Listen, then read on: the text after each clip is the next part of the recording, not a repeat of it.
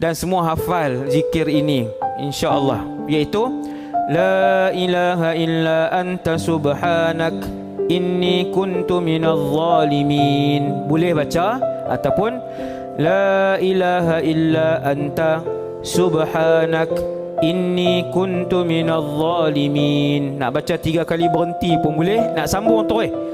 La ilaha illa anta subhanaka inni kuntu minadh zalimin. Sambung pun boleh. 3-3 tu boleh cara baca. Dalam zikir ni ada 3 benda yang Nabi Yunus ajar. Yang pertama, sebut tiada Tuhan melainkan Allah. Allah suka orang sebut perkataan itu. Allah suka orang sebut la ilaha illallah ataupun la ilaha illa anta. Allah suka. Satu. Yang kedua, Allah suka orang puji. Apa? Nabi Yunus puji, subhanak, maha suci engkau, maha suci. Tak ada makhluk yang maha suci. Maha suci hanyalah Allah.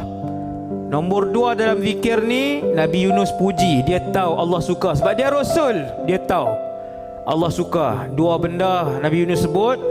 Nombor 3 yang Allah suka, mengaku dengan kesilapan yang kita lakukan. Apa?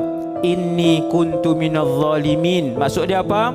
Wahai Allah, aku ni di kalangan orang-orang yang menganiaya diriku sendiri.